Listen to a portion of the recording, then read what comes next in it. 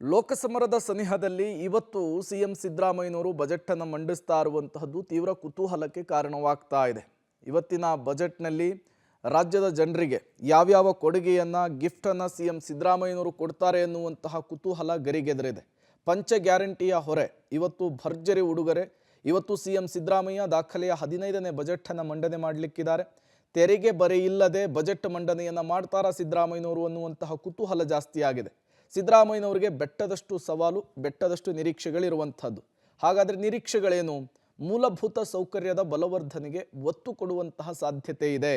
ಅದರ ಜೊತೆಗೆ ಆಶಾ ಕಾರ್ಯಕರ್ತೆಯರಿಗೆ 1,000 ಗೌರವಧನವನ್ನು ಹೆಚ್ಚಳ ಮಾಡಬಹುದು ಅಂತ ಹೇಳಲಾಗ್ತಾ ಇದೆ. ಮೊನ್ನೆ ತಾನೇ ದೊಡ್ಡ ಮಟ್ಟದ ಪ್ರತಿಭಟನೆ ಮಾಡಿದರು. ಅದಾದಮೇಲೆ ಸಿಎಂ ಭರವಸೆ ಕೊಟ್ಟ ಮೇಲೆ ಆಶಾ ಕಾರ್ಯಕರ್ತೆಯರು ಪ್ರತಿಭಟನೆಯನ್ನು ವಾಪಸ್ ಪಡೆದಿದ್ರು. ಇನ್ನು ಮುಖ್ಯಮಂತ್ರಿಗಳ ಆರೋಗ್ಯ ಕೇಂದ್ರಗಳ ಪುನಶ್ಚೇತನ ಕಾರ್ಯಕ್ರಮಕ್ಕೆ 94 ಕೋಟಿ ರೂಪಾಯಿಯನ್ನು ಮೀಸಲಿಡಬಹುದು ಅಂತ ಹೇಳಲಾಗ್ತಾ ಇದೆ. ಇನ್ನು 100 ಹಾಸಿಗೆಗಳ 7 ತಾಲೂಕು ಆಸ್ಪತ್ರೆಗಳ ನಿರ್ಮಾಣಕ್ಕೆ 93.33 ಕೋಟಿಯನ್ನು ಮೀಸಲಿಡಬಹುದು ಅಂತ ಹೇಳಲಾಗ್ತಾ ಇದೆ. ತಾಲೂಕು ಮತ್ತು ಜಿಲ್ಲಾಸ್ಪತ್ರೆಗಳಲ್ಲಿ ನಾಗರಿಕ ಸಹಾಯ ಕೇಂದ್ರಗಳಿಗೆ 25 ಕೋಟಿ ಕೊಡುವಂತಹ ನಿರೀಕ್ಷೆ ಇದೆ.